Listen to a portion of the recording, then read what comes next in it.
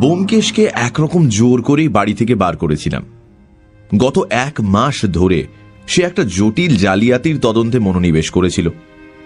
এক গাদা দলিলপত্র নিয়ে রাত দিন তার ভেতর থেকে অপরাধীর অনুসন্ধানে ব্যস্ত ছিল এবং রহস্য যতই ঘনীভূত হচ্ছিল ততই তার কথাবার্তা কমে আসছিল। লাইব্রেরি ঘরে বসে সমানে এই শুকনো কাগজপত্রগুলো ঘেঁটে ঘেঁটে তার শরীরও খারাপ হয়ে পড়ছে দেখেছিলাম আমি। কিন্তু সে কথার উল্লেখ করলেই সে বলতো, না, বেশ তো আছি। সেদিন বিকেলে বললাম, আর তোমার কথা শোনা হবে না, চলো একটু বেরিয়ে আসা যাক। দিনের মধ্যে অন্তত 2 ঘন্টাও তো বিশ্রাম দরকার। কিন্তু নয়, চলো লেকের দিকে। 2 ঘন্টায় তোমার জালিয়াত পালিয়ে যাবে না। চলো। কাগজপত্র সরিয়ে রেখে সে বেরোলো ঠিকই, কিন্তু তার মনটা সেই অজ্ঞাত জালিয়াতের পিছু ছাড়েনি বুঝতে খুব একটা কষ্ট হলো না। লেকের ধারে বেড়াতে বেড়াতে হঠাৎ একজন বহু পুরনো কলেজের বন্ধুর সঙ্গে দেখা হয়ে গেল। অনেকদিন তাকে দেখিনি। আইএ ক্লাসে দুজনে একসঙ্গে পড়েছিলাম। তারপর সে মেডিকেল কলেজে ঢুকলো, সেই অবধি ছাড়াছাড়ি। আমি তাকে দেখে বললাম, আরে মোহন যে, এই তুমি কোত্থেকে? সে আমাকে দেখে সহর্ষে বলে উঠল, অজিত, তাই তো? কতদিন পরে দেখা, তারপর খবর কি? কিছুক্ষণ পরস্পরের পিঠ চাপড়া চাপড়ির পর ব্যোমকেশের সাথে পরিচয় করিয়ে দিলাম। মোহন বলল, আপনি? বড় খুশি হলাম। মাঝে মাঝে সন্দেহ হতো বটে, আপনার কীর্তি প্রচারক অজিত বন্দ্যোপাধ্যায় হয়তো আমাদের সেই বাল্যবন্ধু অজিত, কিন্তু বিশ্বাস হতো না। জিজ্ঞাসা করলাম, তুমি আজকাল কি করছো? মোহন বলল, কলকাতাতেই প্র্যাকটিস করছি। তারপর বেড়াতে বেড়াতে নানা কথায় ঘণ্টাখানেক কেটে গেল। লক্ষ্য করলাম সাধারণ কথাবার্তার মধ্যে মোহন 2-1 বার কি একটা বলবার জন্য মুখ খুলে আবার থেমে গেল। ব্যোমকেশও তা লক্ষ্য করেছিল, তাই একসময় অল্প হেসে বলল, কি বলবেন বলুন না। মোহন একটু লজ্জিত হয়ে বলল, একটা কথা বলি বলি করেও বলতে সংকোচ হচ্ছে। ব্যাপারটা এত তুচ্ছ যে সে নিয়ে আপনাকে বিব্রত করা অন্যায়। অথচ আমি বললাম, তা হোক, বলো। আরে আর কিছু না হোক, ব্যোমকেশকে কিছুক্ষণের জন্য জালিয়াতের হাত থেকে তো নিষ্কৃতি দেওয়া হবে। জালিয়াত? আমি বুঝিয়ে দিলাম। তখন মোহন বলল, ও, কিন্তু আমার কথা শুনে হয়তো ব্যোমকেশবাবু হাসবেন। ব্যোমকেশ বলল, হাসির কথা হলে নিশ্চয়ই হাসব, কিন্তু আপনার ভাব দেখে তা মনে হচ্ছে না। বরঞ্চ বোধ হচ্ছে একটা কোনো সমস্যা কিছুদিন থেকে আপনাকে চিন্তায় ফেলেছে। আপনি তারই উত্তর খুঁজছেন। মোহন সাগ্রহে বলল, আপনি ঠিক ধরেছেন। জিনিসটা হয়তো খুবই সহজ, কিন্তু আমার পক্ষে এটা একটা দুর্ভেদ্য প্রহেলিকা হয়ে দাঁড়িয়েছে। আমি নেহাত বোকা নই, সাধারণ সহজ বুদ্ধি আছে বলেই মনে করি। অথচ একজন রোগে পঙ্গু, চলাফেরা করতে পারে না, এরকম একটা লোক আমাকে প্রত্যেক দিন এমন ভাবে ঠকাচ্ছে যে শুনলে আশ্চর্য হয়ে যাবেন। শুধু আমাকে নয়, তার সমস্ত পরিবারের তীক্ষ্ণ সতর্কতা সে প্রতি মুহূর্তে ব্যর্থ করে দিচ্ছে। কথা বলতে বলতে আমরা একটা বেঞ্চিতে এসে বসলাম। মোহন বলল, যতদূর সম্ভব সংক্ষেপে ব্যাপারটা বলছি শুনুন। কোনো এক বড় মানুষের বাড়িতে, আমি গৃহ চিকিৎসক, তারা বনেদি বড় মানুষ, কলকাতায় বন কেটে বাস, অন্যান্য বিষয় সম্পত্তি ছাড়াও কলকাতায় একটা বাজার আছে, তা থেকে ওই মাসিক 1015 টাকা আয়। সুতরাং আর্থিক অবস্থা কিরকম বুঝতেই পাচ্ছেন। এই বাড়ির যিনি কর্তা, তার নাম নন্দদুলাল বাবু। ইনি বলতে গেলে এ বাড়িতে আমার একমাত্র রোগী। বয়সকালে ইনি এত বেশি বদখেয়ালি করেছিলেন যে 50 বছর বয়স হতে না হতেই শরীর একেবারে ভেঙে পড়েছে। বাতে পঙ্গু, আরও কত রকম ব্যাধি যে তার শরীরে আশ্রয় করে আছে তা গুণে শেষ করা যায় না। তাছাড়া পক্ষাঘাতের লক্ষণও ক্রমে দেখা দিচ্ছে। আমাদের ডাক্তারি শাস্ত্রে একটা কথা আছে জানেন, এই মানুষের মৃত্যুতে বিস্মিত হবার কিচ্ছু নেই, মানুষ যে বেঁচে থাকে এইটাই সবচেয়ে আশ্চর্যের বিষয়। আমার এই রুগীটাকে দেখলে সেই কথাই সবার আগে মনে পড়বে। এই নন্দদুলাল বাবুর চরিত্র আপনাকে কি করে বোঝাবো ভেবে পাচ্ছি না। এটা ভীষণ খারাপ ভাষা, সারাক্ষণ সন্দেহ করে, কুটিল, ভীষণ হিংসুটে, মানে এক কথায় এমন ইতর নীচ স্বভাবের লোক আমি কখনো কোথাও দেখিনি। বাড়িতে স্ত্রী পুত্র পরিবার সব আছে, কিন্তু কারোর সঙ্গে ভাব নেই। তার ইচ্ছা যৌবনে যে উচ্ছৃঙ্খলতা করে বেরিয়েছেন এখনো তাই করে বেড়াবেন, কিন্তু প্রকৃতি বাদ সেধেছে, শরীরে সে সামর্থ্য নেই। এই জন্য পৃথিবী শুদ্ধ লোকের ওপর দারুণ রাগ আর ঈর্ষা, যেন তার এই অবস্থার জন্য তারাই দায়ী। সারাক্ষণ ছল খুঁজে বেড়াচ্ছে কি করে কাকে জব্দ করবে। এমন লোক, শরীরের শক্তি নেই, বুকের গোলমালও আছে, তাই ঘর ছেড়ে বেরোতে পারে না। নিজের ঘরে বসে বসে কেবল বিশ্ব ব্রহ্মাণ্ডের ওপর কদর্য কুৎসিত গালাগাল বর্ষণ করে, আর দিস্তে দিস্তে কাগজে সারাক্ষণ কি সব লিখে চলেছেন। তার এক খেয়াল যে তিনি একজন অদ্বিতীয় সাহিত্যিক, তাই কখনো লাল কালিতে কখনো কালো কালিতে এন্তার লিখে যাচ্ছেন। আর সম্পাদকের উপর ভয়ঙ্কর রাগ, তার বিশ্বাস সম্পাদকরা কেবল শত্রুতা করেই তার লেখা ছাপছে না। আমি কৌতূহলী হয়ে জিজ্ঞেস করলাম, কি লেখেন? গল্প কিংবা আত্মচরিতও বলতে পারো। একবার মাত্র সে লেখার উপর আমি চোখ বুলিয়েছিলাম, তারপর আর সেদিকে তাকাতে পারিনি। সে লেখা পড়বার পর গঙ্গা স্নান করলেও মন পবিত্র হয় না। আজকালকার যারা তরুণ লেখক, সে গল্প পড়লে তাঁদেরও বোধ করি দাঁত কপাটি লেগে যাবে। ব্যোমকেশ কিছুটা হেসে বলল, চরিত্রটি যেন চোখের সামনে দেখতে পাচ্ছি, কিন্তু সমস্যাটা কি? মোহন আমাদের দুজনকে দুটি সিগারেট দিয়ে একটি নিজে ধরিয়ে বলল,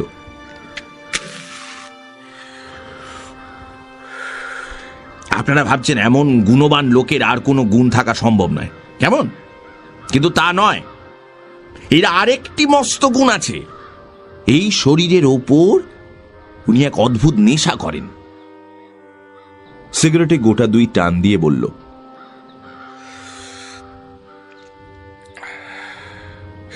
ব্যোমকেশ বাবু, আপনি তো এই কাজের কাজী। সমাজের নিকৃষ্ট লোক নিয়েই আপনাকে কারবার করতে হয়। হ্যাঁ, এই মদ, গাঁজা, কোকেন ইত্যাদি অনেক রকম নেশাই মানুষকে করতে দেখে থাকবেন, কিন্তু মাকড়সার রস খেয়ে কাউকে নেশা করতে দেখেছেন কি? আমি আঁতকে উঠে বললাম, মাকড়সার রস? সে আবার কি? মোহন বলল, এক জাতীয় মাকড়সা আছে যার শরীর থেকে এই বিভৎস বিষাক্ত রস পিষে বার করে নেওয়া হয়। ব্যোমকেশ কতকটা আত্মগতভাবে বলল, ট্যারেন্টিউলা ডান্স স্পেনে আগে ছিল। এই মাকড়সার কামড় খেয়ে লোকে হরদম নাচত। দারুণ বিষ, বইয়ে পড়েছি বটে, কিন্তু এদেশে কাউকে ব্যবহার করতে দেখিনি। মোহন বলল, ঠিক বলেছেন, ট্যারেন্টুলা। সাউথ আমেরিকার স্প্যানিশ এক জাতির মধ্যে এই নেশার খুব প্রচলন। এই ট্যারেন্টুলার রস একটা তীব্র বিষ, কিন্তু খুব কম মাত্রায় ব্যবহার করলে এই শরীরের স্নায়ুমণ্ডলে একটা প্রবল উত্তেজনা সৃষ্টি করে। বুঝতেই পারছেন, স্বভাবের দোষে স্নায়বিক উত্তেজনা না হলে যারা থাকতে পারে না, তাদের পক্ষে এই মাকড়সার রস কিরকম লোভনীয় বস্তু। কিন্তু নিয়মিত ব্যবহার করলে এর ফল সাংঘাতিক হয়ে দাঁড়ায়। অস্বাভাবিক উত্তেজনার ফলে স্নায়ুমণ্ডল ক্রমশ অসাড় হয়ে পড়ে এবং তারপরে মস্তিষ্কের পক্ষাঘাতে মৃত্যু অনিবার্য। আমাদের নন্দদুলাল বাবু বোধহয় যৌবনকালে এই চমৎকার নেশাটি ধরেছিলেন। তারপর শরীর যখন অকর্মণ্য হয়ে পড়ল, তখনও নেশা ছাড়তে পারলেন না। আমি যখন গৃহ চিকিৎসক হয়ে ওদের বাড়িতে ঢুকলুম, তখনও উনি প্রকাশ্যে ওই নেশা চালিয়ে যাচ্ছেন। সে আজ বছর খানেকের কথা। আমি প্রথমেই ওটা বন্ধ করে দিলুম, বললুম যদি বাঁচতে চান তাহলে কিন্তু ওটা ছাড়তে হবে। এই নিয়ে খুব খানিকটা ধস্তাধস্তি হলো। তিনিও খাবেন, আমি খেতে দেব না। শেষে আমি বললুম, আপনার বাড়িতে ও জিনিস ঢুকতে দেব না, দেখি আপনি কি করে খান। আশ্চর্য, তিনিও সমান কুটিল ভাবে হেসে বললেন, তাই নাকি?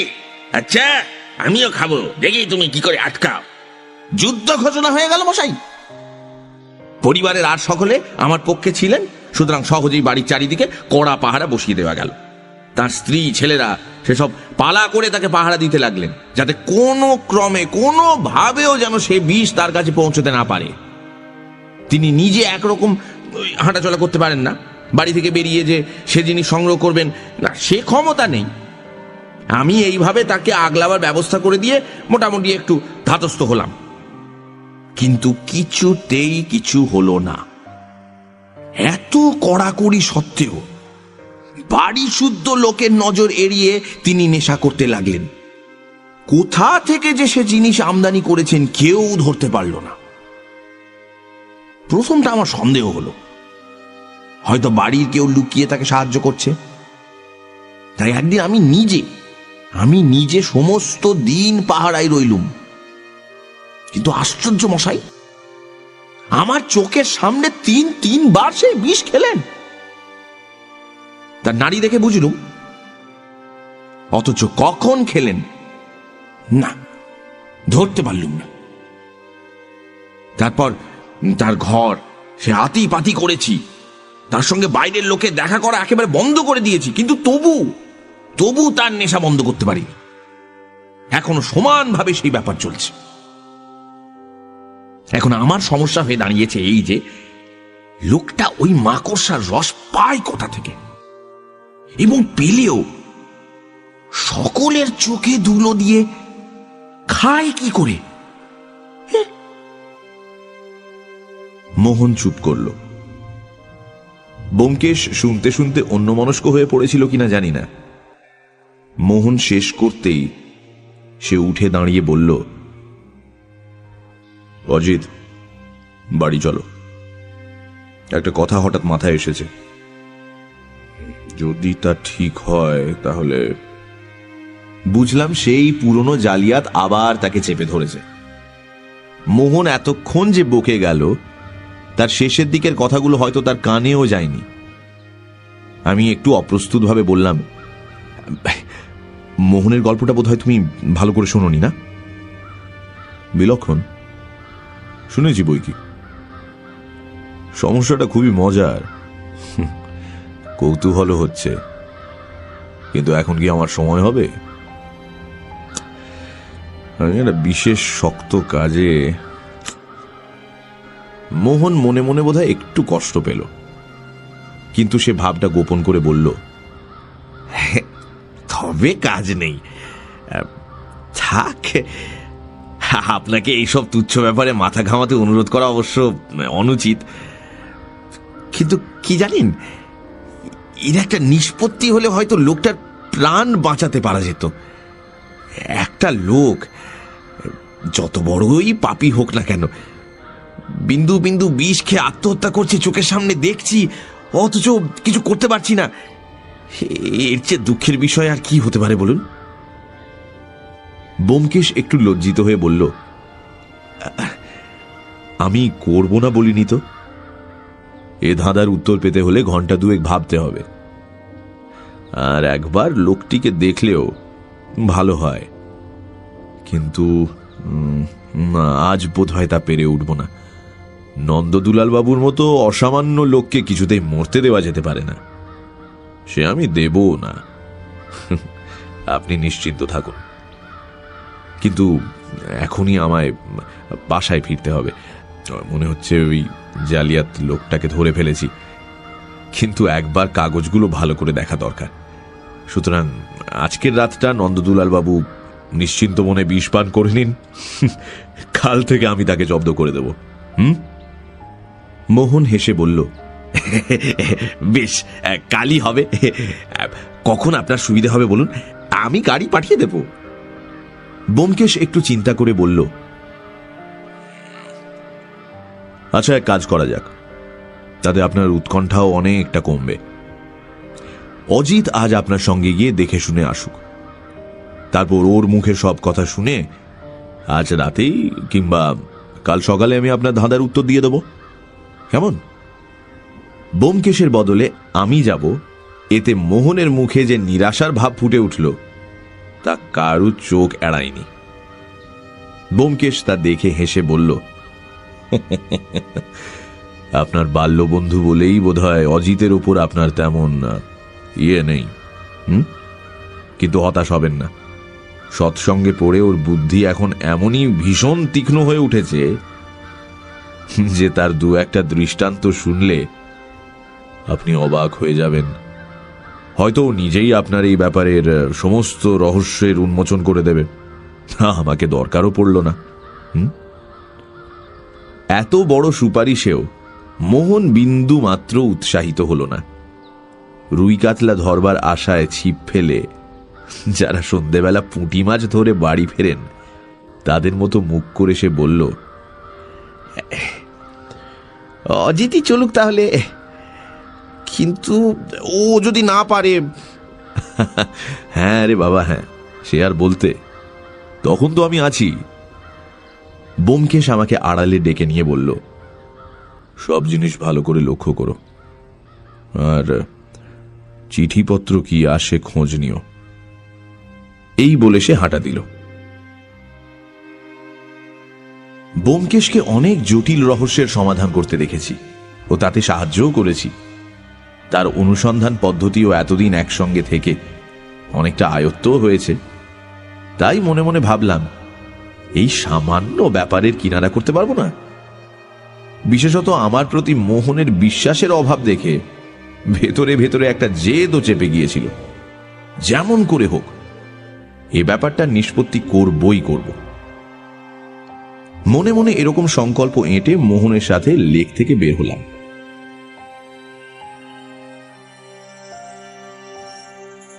বাসে চেপে যখন নির্দিষ্ট স্টপে পৌঁছলাম তখন সন্ধে পার হয়ে গেছে, রাস্তার গ্যাসও জ্বলে গেছে।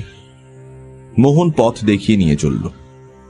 সার্কুলার রোড থেকে একটা গলি ধরে কিছু দূর এগোতেই সামনে একটা লোহার রেলিং যুক্ত বড় বাড়ি দেখিয়ে মোহন বলল, এই বাড়ি। দেখলাম সেকেলে ধরনের পুরনো বাড়ি। সামনে লোহার ফটকে টুল পেতে দারোয়ান বসে আছে।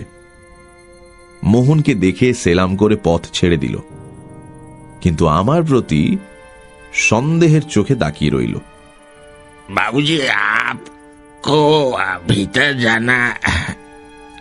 মোহন হেসে বলল, ভয় নেই দারোয়ান, উনি আমার বন্ধু। বহুত খুব। দারোয়ান সরে দাঁড়ালো। আমরা বাড়ির সামনের উঠোনে প্রবেশ করলাম। উঠোন পেরিয়ে বারান্দায় উঠতেই ভেতর থেকে একটি ২০-২২ বছরের যুবক বের হয়ে এলো। বলল, কে?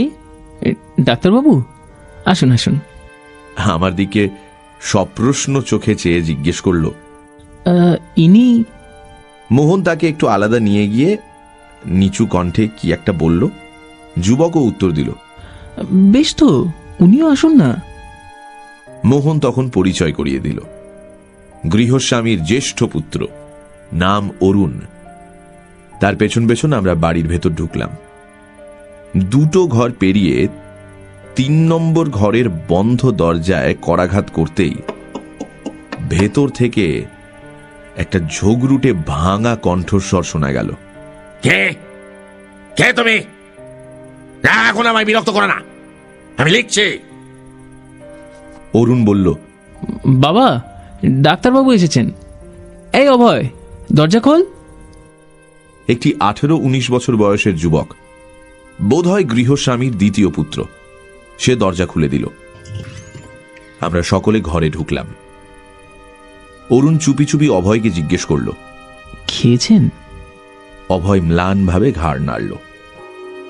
ঘরে ঢুকেই প্রথমেই চোখে পড়ল ঘরের মাঝখানে খাটের ওপর বিছানা পাতা রয়েছে এবং সেই বিছানায় বালিশে ঠেস দিয়ে বসে ডান হাতে কলম ধরে অতি শীর্ণকায় নন্দদুলাল বাবু ক্রুদ্ধ, সে একেবারে লাল চোখে আমাদের দিকে চেয়ে আছেন।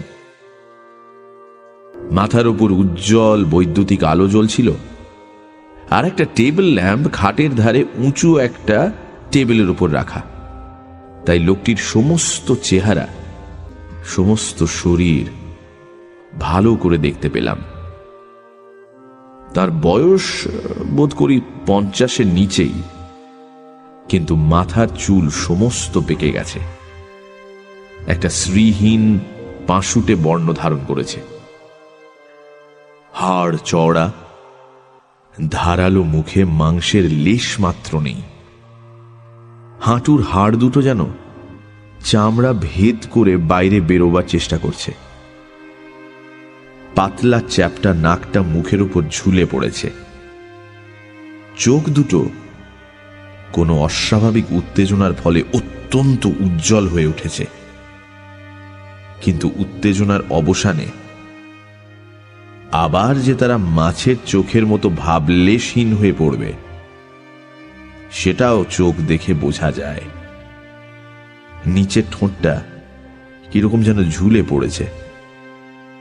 মানে সব মিলিয়ে মুখের ওপর একটা সাংঘাতিক রাগ, বিরক্তি যেন রেখায় রেখায় চিহ্নিত হয়ে আছে।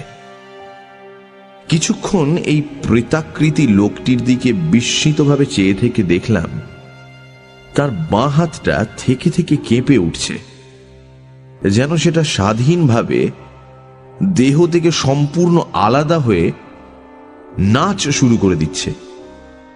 মৃত ব্যাঙের দেহ তড়িৎ সংস্পর্শে চমকে উঠতে যারা দেখেছেন, তারা বোধ করি এই স্নায়ু নৃত্য কিছুটা আন্দাজ করতে পারবেন। নন্দদুলাল বাবুও বিষ দৃষ্টিতে আমার দিকে তাকিয়েছিলেন। সেই ভাঙা অথচ তীব্র স্বরে বলে উঠলেন, ডাক্তার, এ আবার কাকে নিয়ে এসেছো এখানে? কি চায় লোকটা? যেতে বলো, যেতে বলো। হ্যাঁ। মোহন চোখের একটা ইশারা করে আমাকে জানালো যে আমি যেন গৃহস্বামীর এরকম কথাবার্তায় কিছু মনে না করি। তারপর খাটের ওপর থেকে ছড়ানো ছেটানো কাগজগুলো সরিয়ে খাটের পাশে রেখে রোগীর নাড়ি হাতে নিয়ে স্থির হয়ে দেখতে লাগল। নন্দদুলাল বাবু মুখে একটা বিকৃত হাসি নিয়ে একবার আমার দিকে, একবার ডাক্তারের দিকে তাকাতে লাগলেন। বাঁ হাতটা ঠিক তেমনই নৃত্য করতে লাগল। শেষে হাত ছেড়ে দিয়ে মোহন বলল, আবার খেয়েছেন?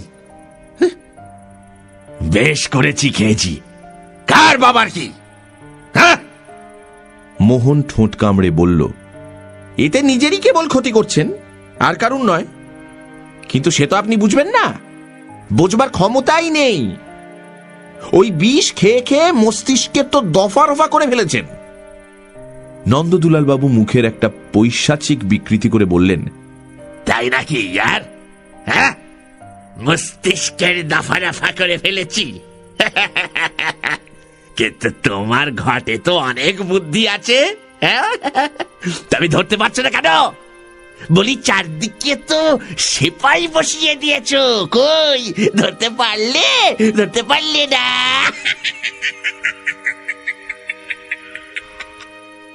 মোহন বিরক্তভাবে উঠে দাঁড়িয়ে বলল, আপনার সঙ্গে কথা বলাটাই ঝকমারি, যা করছিলেন করুন।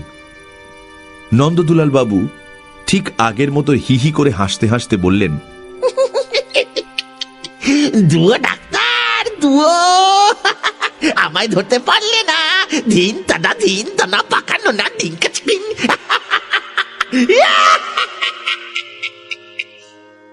সঙ্গে সঙ্গে দুই হাতের বুড়ো আঙুল তুলে ডাক্তারকে দেখিয়ে সেগুলো নাড়তে লাগলেন। নিজের পুত্রদের সামনে এই কদর্য অসভ্যতা আমার অসহ্য বোধ হতে লাগল। মোহনেরও বোধ করি ধৈর্যের বাঁধ ছিঁড়বার উপক্রম করেছিল। সে আমাকে বলল, নাও অজিত, কি দেখবে দেখে শুনে নাও, আর পারা যায় না। হঠাৎ বুড়ো আঙুল দেখানো থামিয়ে নন্দদুলাল বাবু দুই সাপের চোখ আমার দিকে ফিরিয়ে সাংঘাতিক কটু কণ্ঠে বললেন, কে তুমি? আমার বাড়িতে কোন মতলবে ঢুকেছ? আমি কোনো জবাব দিলাম না। তখন, চালাকি করবার আর জায়গা পাওনি? ওসব ফন্দি ফিকির এখানে চলবে না জাদু, বুঝেছ? এই বেলা চটপট সরে পড়ো, নইলে পুলিশ ডাকবো, পুলিশ। যত সব নাচ্ছার ছিঁচকে চোরের দল। ফু! বলে মোহনের দিকেও সমানভাবে তাকালেন। সে আমাকে কি উদ্দেশ্যে এখানে এনেছে সেটা ঠিক বুঝতে না পারলেও আমার উপর তার ঘোর সন্দেহ জন্মেছিল। অরুণ লজ্জিতভাবে আমার কানে কানে বলল, ওর কথায় কান দেবেন না, ওটা খেলে ওর আর জ্ঞান বুদ্ধি থাকে না। মনে মনে ভাবলাম, কি ভয়ঙ্কর এই বিষ, যা মানুষের সমস্ত গোপন দুষ্প্রবৃত্তিকে এমন উগ্রভাবে প্রকট করে তোলে। যে ব্যক্তি জেনে শুনে এটা খায়, সে যে নৈতিকভাবে কতটা নিচে নেমে গেছে সেটাই বা মাপে কার সাধ্য। ব্যোমকেশ বলেছিল সব দিক ভালো করে লক্ষ্য করতে, তাই যতদূর সম্ভব তাড়াতাড়ি ঘরের চতুর্দিক ঘুরে ঘুরে দেখে নিলাম। ঘরটা বেশ বড়, আসবাবপত্র খুব একটা বেশি নেই। একটা খাট, গোটা 2-3 চেয়ার, একটা আলমারি ও একটা তেপায়া টেবিল। এই টেবিলের ওপর ল্যাম্পটা রাখা আছে এবং তারই পাশে কয়েক দিস্তা সাদা কাগজ এবং অন্যান্য লেখার সরঞ্জাম। লিখিত কাগজপত্রগুলো অগোছালোভাবে চারিদিকে ছড়ানো। আমি একটা কাগজ তুলে নিয়ে কয়েক লাইন পড়েই শিউরে উঠে রেখে দিলাম। মোহন যা বলেছিল তা অক্ষরে অক্ষরে সত্যি। এ লেখা পড়লে ফরাসি বস্তুতান্ত্রিক এমিল জোলারও বোধহয় গা ঘিন ঘিন করত। শুধু তাই নয়, লেখার বিশেষ রসালো জায়গাগুলিতে লাল কালির দাগ দিয়ে লেখক মহাশয় সেদিকে দৃষ্টি আকর্ষণের ব্যবস্থা পর্যন্ত করে দিয়েছেন। বস্তুত এতখানি নোংরা জঘন্য মনের পরিচয় আর কোথাও পেয়েছি বলে মনে পড়ল না। নন্দদুলাল বাবুর দিকে একটা ঘৃণা ভরা দৃষ্টি নিক্ষেপ করে দেখলাম তিনি আবার লেখায় মন দিয়েছেন। পার্কারের কলম দ্রুত বেগে ছুটে চলেছে কাগজের ওপর। পাশের টেবিলে দোয়াত্তানিতে আর একটা মেটে লাল রঙের পার্কারের ফাউন্টেন পেন রাখা আছে। লেখা শেষ হলেই বোধ করি দাগ দেওয়া আরম্ভ হবে। হলো তাই। পাতাটা শেষ হতেই নন্দদুলাল বাবু কালো কলম রেখে লাল কলমটা তুলে নিলেন। আঁচড় কেটে দেখলেন কালি ফুরিয়ে গেছে। তখন টেবিলের ওপর থেকে লাল কালির চ্যাপটা শিশি নিয়ে তাতে কালি ভরলেন। তারপর গম্ভীরভাবে নিজের লেখার মণিমুক্তাগুলি চিহ্নিত করতে লাগলেন। আমি মুখ ফিরিয়ে নিয়ে ঘরের অন্যান্য জিনিস দেখতে লাগলাম। আলমারিটাতে কিছু ছিল না, শুধু কতকগুলো অর্ধেক ওষুধের শিশি পড়েছিল। মোহন বলল সেগুলি তারই দেওয়া। ঘরে 2টি জানলা, 2টি দরজা। একটি দরজা দিয়ে আমরা ভেতরে ঢুকে এসেছিলাম, অন্যটি সম্বন্ধে জিজ্ঞেস করে জানলাম ওদিকে স্নানের ঘর ইত্যাদি আছে। সে ঘরটাও দেখলাম। বিশেষ কিছু নেই, কয়েকটা কাঁচা কাপড়, তোয়ালে, তেল, সাবান, মাজন ইত্যাদি রয়েছে। জানলা দুটো সম্বন্ধে অনুসন্ধান করে জানা গেল বাইরের সাথে ওদের কোনো যোগ নেই, তাছাড়া অধিকাংশ সময়ই বন্ধ থাকে। ব্যোমকেশ থাকলে কিভাবে অনুসন্ধান করত তা কল্পনা করবার চেষ্টা করলাম, কিন্তু কিছুই ভেবে পেলাম না। দেয়ালে টোকা মেরে দেখব কিনা ভাবছি, হয়তো কোথাও গুপ্ত দরজা আছে। এমন সময় চোখে পড়ল দেয়ালে একটা তাকের উপর একটি চাঁদির আতরদানি রয়েছে। আগ্রহের সঙ্গে সেটাকে পরীক্ষা করলাম। তার মধ্যে খানিকটা তুলো আর খোপে খোপে আতর রয়েছে। চুপি চুপি অরুণকে জিজ্ঞাসা করলাম, উনি আতর মাখেন নাকি? সে অনিশ্চিতভাবে মাথা নেড়ে বলল, কি জানি, বোধ হয় না, মাখলে গন্ধ পাওয়া যেত। এটা কতদিন এ ঘরে আছে? তা বরাবরই আছে, বাবাই ওটা আনিয়ে ঘরে রেখেছিলেন। ঘাড় ফিরিয়ে দেখলাম লেখা বন্ধ করে নন্দদুলাল বাবু এদিকেই তাকিয়ে আছেন। মনটা উত্তেজিত হয়ে উঠল। খানিকটা তুলো আতরে ভিজিয়ে পকেটে পুরে নিলাম। তারপর ঘরের চারিদিকে একবার শেষবারের মতন দেখে পেরিয়ে এলাম। নন্দদুলাল বাবুর দৃষ্টি আমায় অনুসরণ করল। দেখলাম তার মুখে সেই শ্লেষপূর্ণ কদর্য হাসিটা লেগে রয়েছে। বাইরে এসে আমরা বারান্দায় বসলাম। আমি বললাম, এখন আপনাদের কয়েকটা প্রশ্ন করতে চাই, কোনো কথা গোপন না করে উত্তর দেবেন। অরুণ বলল, বেশ, জিজ্ঞাসা করুন। আমি বললাম, আপনারা ওকে সবসময় নজরবন্দি করে রেখেছেন? কে কে পাহারা দেয়? আমি, অভয় আর মা পালা করে ওর কাছে থাকি। চাকর বাকর বা অন্য কাউকে কাছে যেতে দিই না। ওকে কখনো ও জিনিস খেতে দেখেছেন? না, মুখে দিতে দেখিনি, তবে খেয়েছেন তা জানতে পেরেছি। জিনিসটা চেহারা কিরকম কেউ দেখেছেন? যখন প্রকাশ্যে খেতেন তখন দেখেছিলাম জলের মতো জিনিস হোমিওপ্যাথিক শিশিতে থাকতো, তাই কয়েক ফোঁটা শরবত কিংবা অন্য কিছুর সঙ্গে মিশিয়ে খেতেন। সেরকম শিশি ঘরে কোথাও নেই ঠিক জানেন? ঠিক জানি, আমরা তন্ন তন্ন করে খুঁজেছি। তাহলে নিশ্চয়ই বাইরে থেকে আসে। কে আনে? অরুণ মাথা নাড়ল। জানি না। আপনারা তিনজন ছাড়া আর কেউ ও ঘরে ঢোকে না? ভালো করে ভেবে বলুন।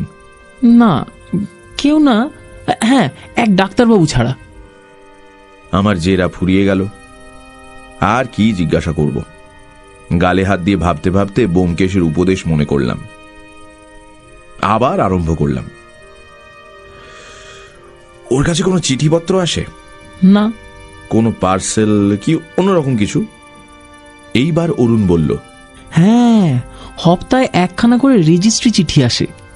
আমি উৎসাহে লাফিয়ে উঠলাম। কোত্থেকে আসে? কে পাঠায়? লজ্জায় ঘাড় নিচু করে অরুণ আস্তে আস্তে বলল, কলকাতা থেকেই আসে। রেবেকা লাইট নামে একজন স্ত্রীলোক পাঠায়।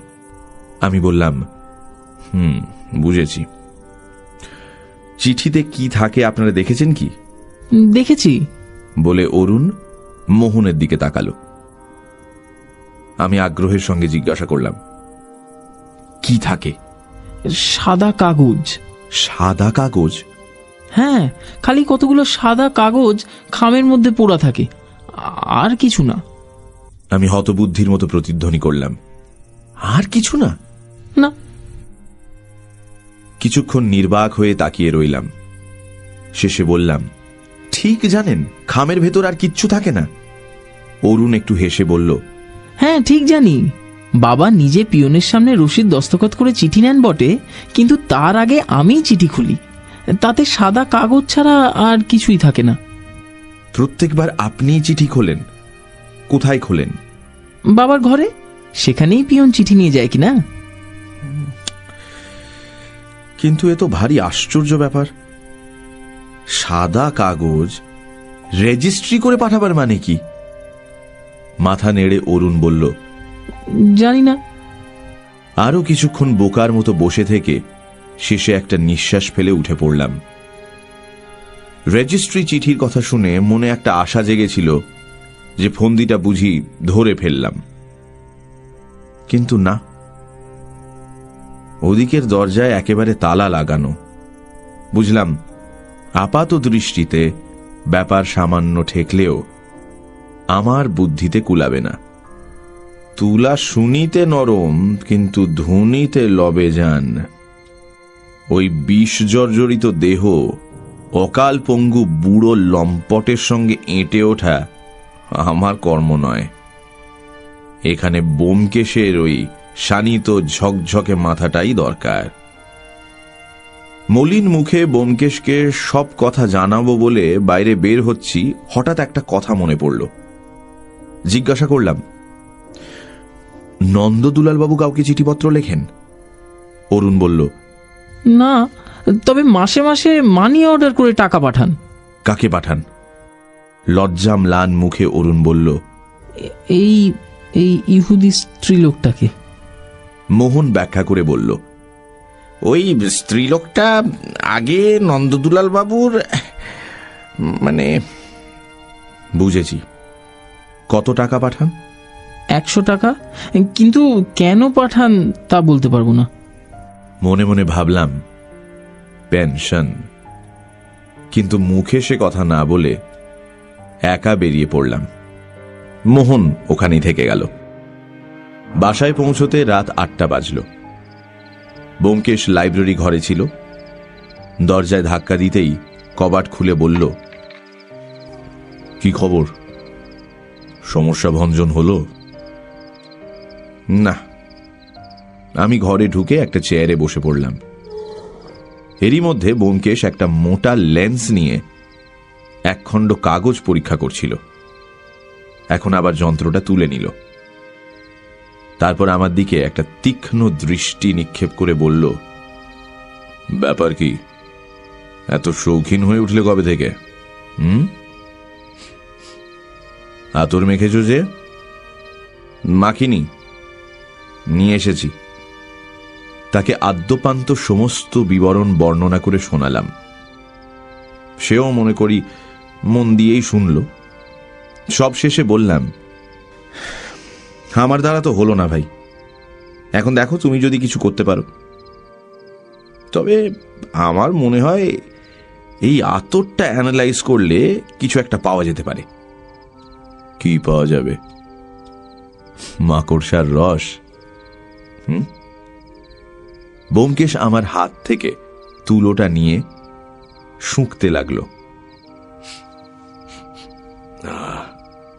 চমৎকার গন্ধ, খাঁটি অম্বুরি আতর। তুলোটা হাতের চামড়ার উপর ঘষতে ঘষতে বলল, কি বলছিলে? কি পাওয়া যেতে পারে? আমি একটু ইতস্তত করে বললাম, হয়তো নন্দদুলাল বাবু এই আতর মাখবার ছল করে। ব্যোমকেশ হেসে উঠল।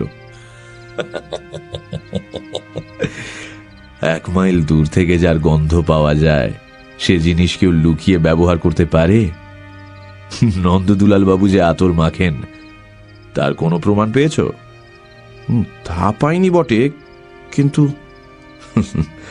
না হে না, ওদিকে নয়, অন্যদিকে খোঁজ করো।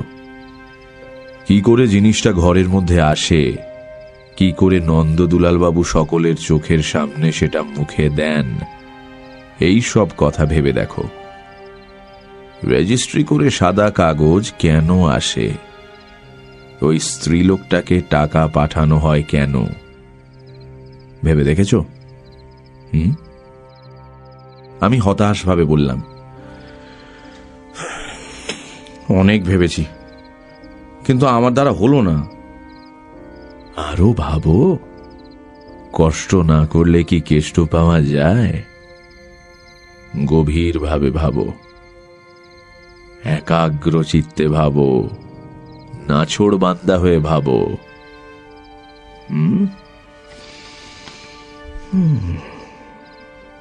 বলে সে আবার লেন্সটা হাতে তুলে নিল। আমি জিজ্ঞাসা করলাম, আর তুমি? আমিও ভাবছি, কিন্তু একাগ্র চিত্তে ভাবা বোধহয় হয়ে উঠবে না। আমার জালিয়াত। বলে সে টেবিলের উপর ঝুঁকে পড়ল। আমি ঘর থেকে উঠে এসে আমাদের বসবার ঘরে আরাম কেদারাটায় লম্বা হয়ে শুয়ে আবার ভাবতে শুরু করলাম। সত্যি তো, কি এমন কঠিন কাজ যে আমি পারবো না? নিশ্চয়ই পারবো। প্রথমত, রেজিস্ট্রি করে সাদা কাগজ আসবার মানে কি? অদৃশ্য কালি দিয়ে তাতে কিছু লেখা থাকে? আচ্ছা, যদি তাই থাকে তাতে নন্দদুলাল বাবুর কি সুবিধে হয়? জিনিসটা তো তার কাছে পৌঁছতে পারে না। আচ্ছা, ধরে নেওয়া যাক জিনিসটা কোনো ক্রমে বাইরে থেকে ঘরের ভেতর এসে পৌঁছলো, কিন্তু সেটা নন্দদুলাল বাবু রাখেন কোথায়? হোমিওপ্যাথিক ওষুধের শিশিও লুকিয়ে রাখা সহজ কথা নয়। সারাক্ষণ সতর্ক চোখে তাকে পাহারা দেওয়া হচ্ছে, তার উপর প্রত্যেক দিন খানা তল্লাশি চলছে। তবে ভাবতে ভাবতে মাথা গরম হয়ে উঠল। 5টা চুরুট পুড়িয়ে ছাই করেও একটা প্রশ্নেরও উত্তর পেলাম না। নিরাশ হয়ে প্রায় হাল ছেড়ে দিচ্ছি, এমন সময় একটা অপূর্ব আইডিয়া মাথায় ধরা পড়ল। ধর্মর করে আরাম কেদারা থেকে উঠে বসলাম। এও কি সম্ভব? কিংবা সম্ভব নয় বা কেন? শুনতে একটু অস্বাভাবিক ঠেকলেও এছাড়া আর কি বা হতে পারে? ব্যোমকেশ বলেছে কোনো বিষয়ের যুক্তিসম্মত প্রমাণ যদি থাকে, অথচ তা আপাত দৃষ্টিতে অসম্ভব বলে মনে হয়, তবু তা সত্য বলে ধরতে হবে। এক্ষেত্রেও এটাই তো এই সমস্যার একমাত্র সমাধান। ব্যোমকেশকে বলবো মনে করে উঠে যাচ্ছি, ব্যোমকেশ নিজেই ঘরে ঢুকল। আমার মুখের দিকে চেয়ে বলল, কি ভেবে বার করলে নাকি? বোধহয় করেছি। বেশ বেশ, তা কি বার করলে শুনি? বলতে গিয়ে একটু বাঁধো বাঁধো ঠেকতে লাগলো। তবু জোর করে সংকোচ সরিয়ে রেখে বললাম, দেখো, নন্দদুলাল বাবুর ঘরের দেয়ালে কতগুলো মাকড়সা দেখেছি। এখন মনে পড়ল আমার বিশ্বাস তিনি সেইগুলোকে ধরে ধরে খান। হ্যাঁ, ও অজিত,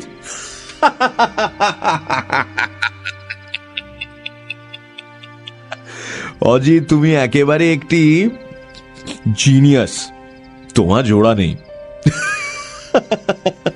দেয়ালের মাকড়সা ধরে ধরে খেলে নেশা হবে না ভাই, সারা গায়ে ঘা ফুটে বেরোবে, বিষের ঘা, বুঝলে? আমি রেগে গিয়ে বললাম, বেশ, তবে তুমি বলো।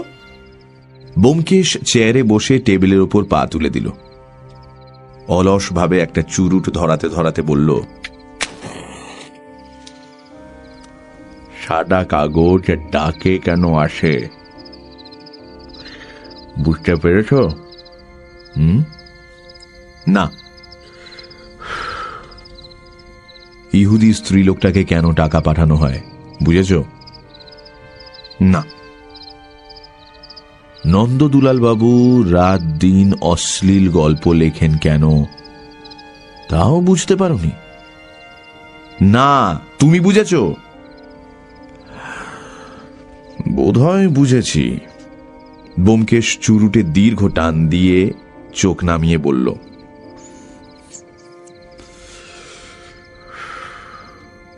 কিন্তু একটা বিষয় নিঃসন্দেহভাবে না জানা পর্যন্ত কোনো মন্তব্য প্রকাশ করা উচিত হবে না। কি বিষয়? ব্যোমকেশ চোখ বন্ধ করে বলল, আগে জানা দরকার নন্দদুলাল বাবুর জিভ কোন রঙের। মনে হলো ব্যোমকেশ আমায় ঠাট্টা করছে। রাগী মুখে বললাম, ঠাট্টা হচ্ছে বুঝি? ঠাট্টা? ব্যোমকেশ চোখ খুলে আমার মুখের দিকে তাকালো। রাগ করলে? সত্যি বলছি, ঠাট্টা নয়। নন্দদুলাল বাবুর জিভের রঙের উপরই সব কিছু নির্ভর করছে অজিত। যদি তার জিভের রং লাল হয় তাহলে বুঝবো আমার অনুমানটাই ঠিক, আর যদি না হয়, তুমি বোধহয় লক্ষ্য করনি না? আমি রাগ করে বললাম, না, জীব লক্ষ্য করবার কথা আমার মনে হয়নি। ব্যোমকেশ সহাস্যে বলল,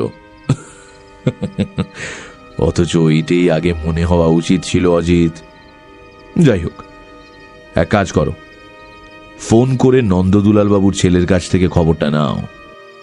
রসিকতা করছি মনে করবে না তো? ব্যোমকেশ হাত নেড়ে কাব্যের ভাষায় বলল, ভয় নাই তোর, ভয় নাই ওরে, ভয় নাই, কিছু নাই তোর ভাবনা। পাশের ঘরে গিয়ে নম্বর খুঁজে ফোন করলাম। মোহন তখনও সেখানে ছিল। সেই উত্তর দিল, ও কথাটা দরকারি বলে মনে হয়নি, তাই বলিনি। নন্দদুলাল বাবুর জিভের রং, হ্যাঁ, নন্দদুলাল বাবুর জিভের রং তো টকটকে লাল। একটু অস্বাভাবিক বলে মনে হয়, কারণ তিনি বেশি পান খান না। কিন্তু কেন বলো দেখি? ব্যোমকেশকে ডাকলাম। ব্যোমকেশ এসে বলল, লাল তো, তবে আর কি, হয়ে গেছে। দেখি। আমার হাত থেকে ফোনটা নিয়ে বলল, হ্যাঁ ডাক্তারবাবু, ভালোই হলো, আপনার ধাঁধার উত্তর পাওয়া গেছে। অজিতই ভেবে বার করেছে, আমি একটু সাহায্য করেছি মাত্র। আমার জালিয়াত নিয়ে ব্যস্ত ছিলাম তো, তাই। হ্যাঁ হ্যাঁ হ্যাঁ, জালিয়াতকে ধরেছি।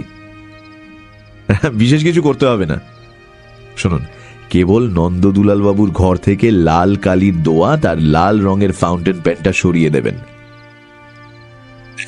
হ্যাঁ, ঠিক ধরেছেন।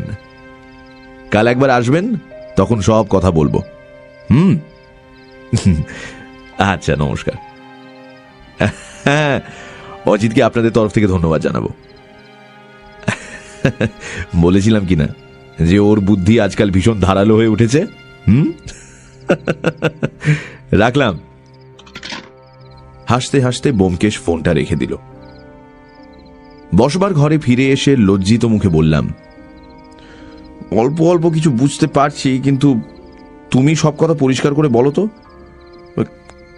কেমন করে বুঝলে? ঘড়ির দিকে একবার তাকিয়ে ব্যোমকেশ বলল, খাবার সময় হয়ে এলো, এখনই পুঁটিরাম ডাকতে আসবে। আচ্ছা, চটপট বলে নিচ্ছি, শোনো।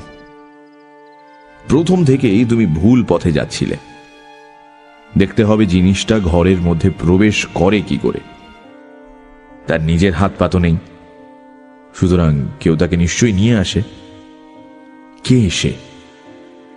ঘরের মধ্যে 5 জন লোক ঢুকতে পায়, ডাক্তার, 2 ছেলে, স্ত্রী এবং আরো একজন।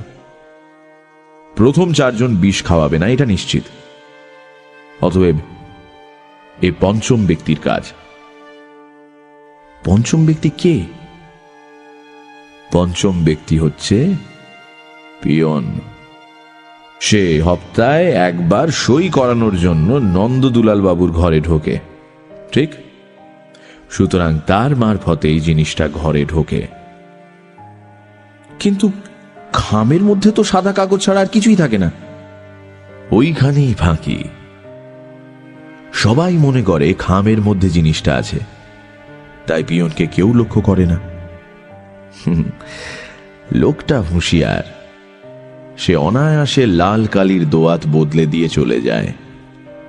রেজিস্ট্রি করে সাদা কাগজ পাঠাবার উদ্দেশ্য হচ্ছে কোনো ক্রমে পিয়নকে নন্দদুলাল বাবুর ঘরে ঢোকবার সুযোগ দেওয়া।